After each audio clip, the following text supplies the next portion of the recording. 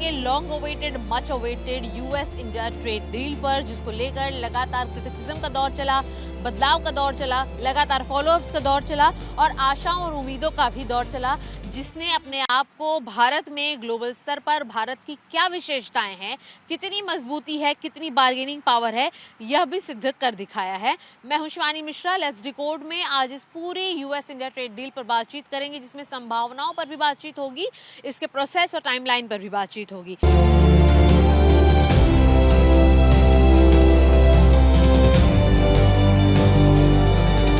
सबसे पहले आपको बताते चले कि यूएस इंडिया ट्रेड डील पर खुद ट्रंप द्वारा भारत के ऊपर 50% तक का टैरिफ लगाया गया था, लेकिन खुद अब अमेरिका ने घुटने टेके हैं और इस पूरे टैरिफ के परसेंटेज को 18% पर लाया है। टैरिफ और गैर टैरिफ मामलों के अंदर दोनों देशों को द्विपक्षीय संभावनाएं जो हैं व्यापार के क्षेत्र में वो और मजबूत हो सकें, यही इस डील का मुख्य टारगेट है। बताते चले कि विपक्ष की पार्टियां हों या देश के कई सारे विशेषज्ञ हों, वो लगातार सवाल पर उठाए जा रहे थे कि किस तरीके से सरकार जो है वो खामोश है, शांत है और साफ तौर पर इनएक्टिव है। लेकिन आपको बताते चलूं कि साल 2017-18 से यूएस और इंडिया के बीच में लगातार इस ट्रेड डील को लेकर चर्चाएं जोरों शोरों से जारी हैं। 2021 में भी इसके अंदर काफ़ी ज़्यादा जोर लगाया गया। साल 2023 के अंदर प्रधानमंत्री नरेंद्र मोदी का अमेरिका दौरा जो था,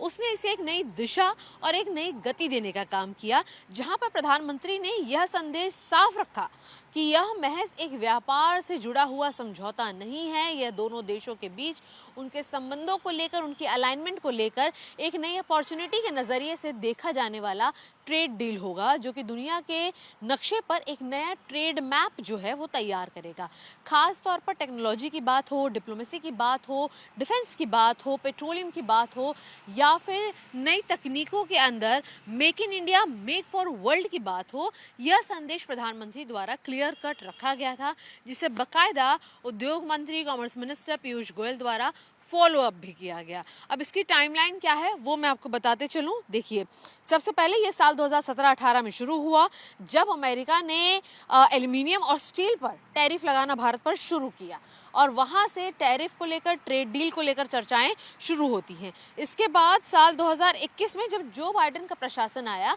उस समय इसे गति मिली, थोड़ा पॉजिटिव एनालिसिस सामने आया कि अमेरिका भारत को लेकर काफ़ी ज़्यादा नर्म झुकाव रखता है और इसीलिए गति जो थी इस ट्रेड डील की संभावना को मिलना शुरू हुई। साल 2023 में जैसा मैंने आपको बताया कि प्रधानमंत्री का अमेरिका दौरा जो था, उसने इसे काफ़ी ज़्यादा बूस्ट किया और उसके बाद साल 24 और 25 के दौरान बातचीत पर जो फोकस है वो क्लियर हुआ कि कृषि उत्पादन, ऊर्जा, टेक्नोलॉजी और मैन्युफैक्चरिंग पर इस पूरे ट्रेड डील का जो ढांचा है वो निर्धारित किया जाएगा।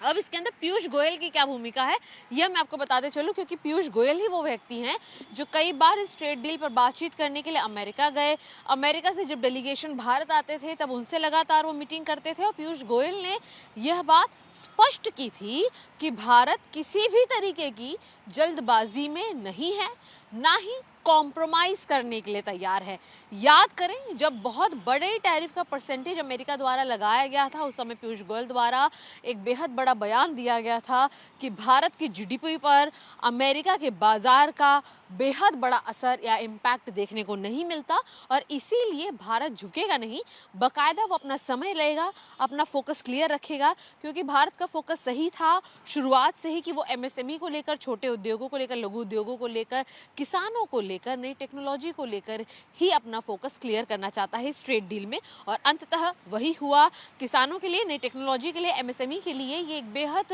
बड़े डील के तौर पर देखा जा रहा है, जो भविष्य के उपेक्षाओं को, संभावनाओं को और ज़्यादा प्रकाशित करता नजर आता है। अब आप देखिए कि क्या कुछ इसके अंदर हुआ।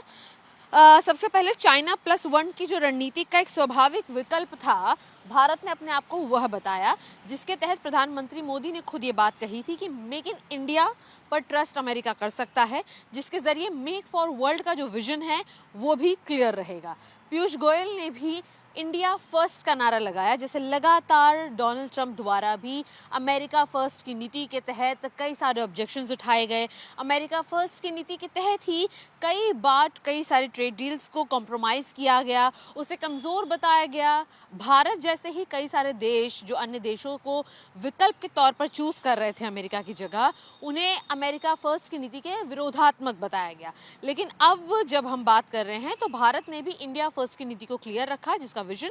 पीयूष गोयल द्वारा अमेरिका के समक्ष में रखा गया। अब आपको इसका फायदा बताते हैं कि सेमीकंडक्टर, डिफेंस, आर्टिफिशियल इंटेलिजेंस और क्लीन एनर्जी जैसे क्षेत्रों में जो सहयोग है वो इस पूरी डील की रीढ़ बना हुआ है। यानी कि इतने सारे महत्वपूर्ण सेक्टर्स के अंदर भारत जो है जब वो मैन्युफैक्चरिंग करता नजर आएगा तो साफ तौर पर हमारा इंपोर्ट जो है वो भी वैश्विक स्तर पर काफ़ी ज़्यादा बढ़ाएगा। अब इसके बाद अगर हम बात करें हैं संभावित असर क्या होगा, यूएस इंडिया ट्रेड डील जो है भारत की अर्थव्यवस्था को कई स्तरों पर फायदा देगा, जिसमें सबसे बड़ा जो मार्केट है अगर हम उसकी बात करें तो 200 अरब डॉलर जो है वो ये पूरा ग्लोबल मार्केट जो है भारत का वो बढ़ सकता है। साथ ही साथ जो विदेशी निवेशक हैं, जिसमें सिर्फ अमेरिकी नहीं बल्कि अन्य विदेश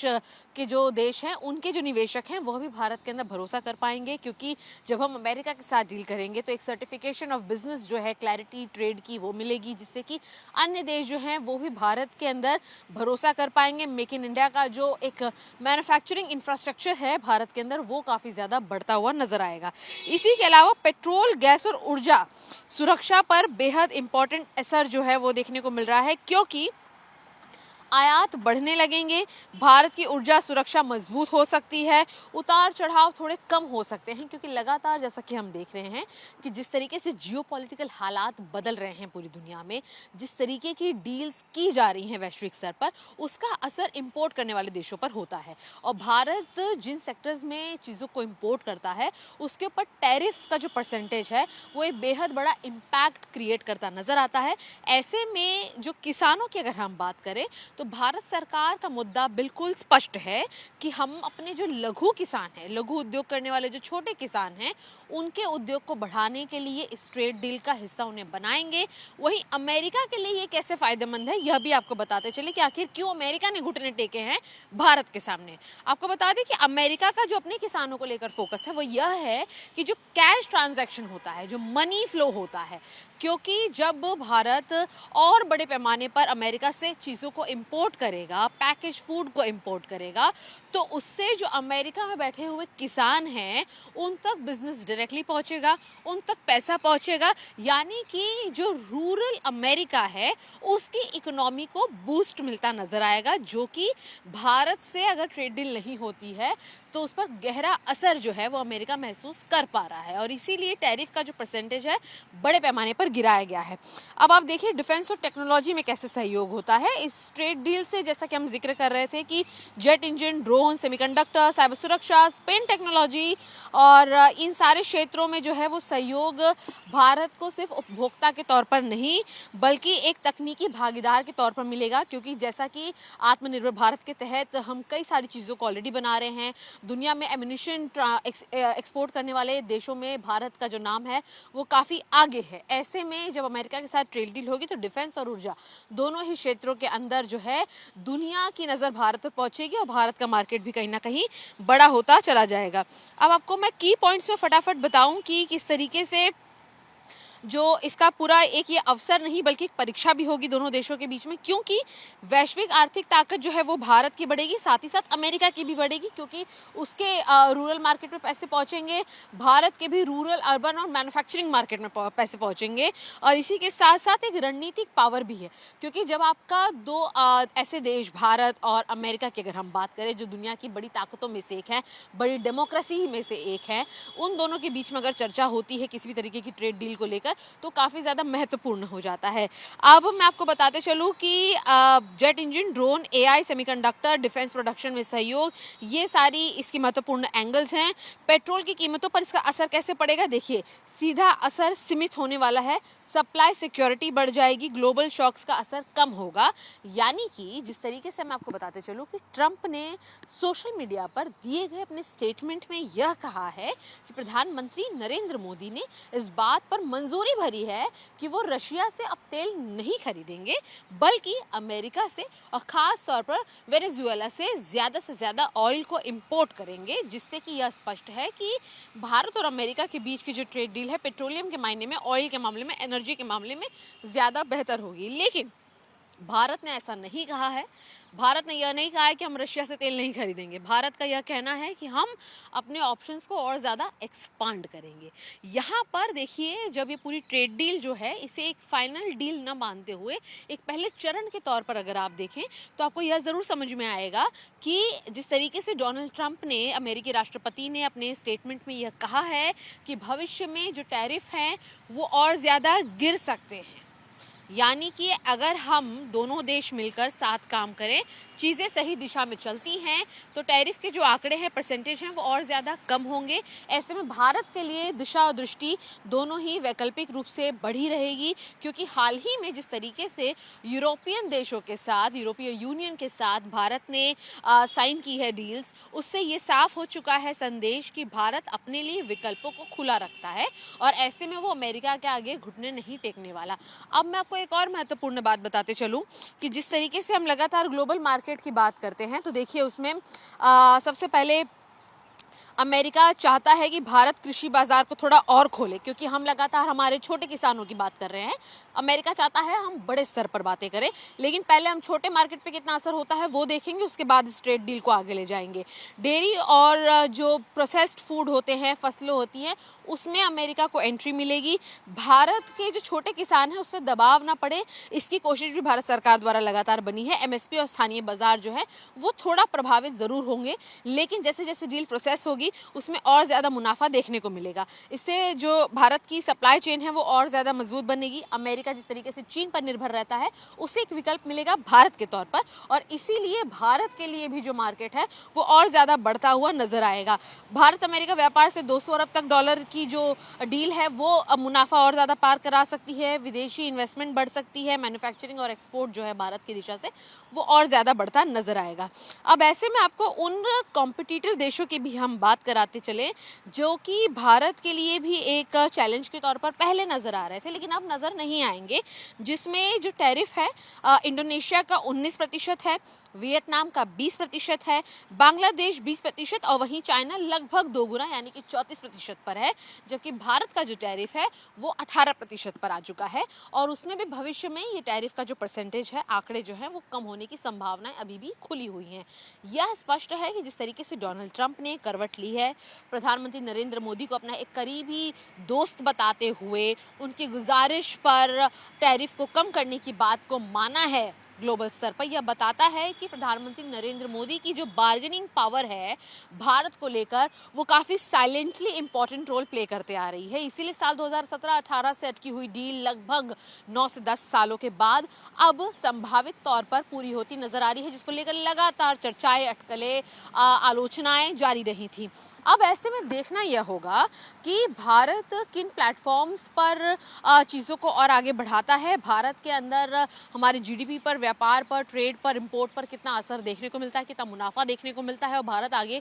भविष्य में किन चीज़ों पर जो है वो आगे और बार्गेनिंग करता हुआ नजर आएगा। फिलहाल सवाल यही बना हुआ है, तस्वीर यही बनी हुई है कि जो आसपास के पड़ोसी देश हैं, पड़ोसी मुल्क हैं, जो भारत पर सवाल उठा रहे थे और अमेरिकी टैरिफ पर सवाल उठा रहे थे, जिसने बताया कि ट्रंप और मोदी के संबंध अच्छे नहीं हैं, भारत का जो मार्केट है वो क्लैश हो सकता है, क्रैश हो सकता है, वो सारी बातें झूठी साबित हुई हैं और सरकार अपने दावों को साबित करने में सक्षम रही है कि हम धीरे धीरे स्टेप आगे लेंगे, भारतीय लोगों के लिए स्टेप लेंगे, ग्लोबल मार्केट को नहीं, भारतीय मार्केट, भारतीयों के लिए जो मार्केट है उस पर ध्यान देते हुए ही हम किसी भी बड़े देश से डील करेंगे और उनके आगे झुकेंगे नहीं, जो कि स्पष्ट हुआ। अब देखना ये होगा कि आगे आने वाले दिनों में यूएस इंडिया ट्रेड डील को लेकर जो वैश्विक स्तर पर हेडलाइंस बन रही हैं वो कितनी तेजी से रफ्तार पकड़ती हैं और आगे आने वाले दिनों में ट्रंप कैसे इस टैरिफ से अमेरिका भारत दोनों के बीच में द्विपक्षीय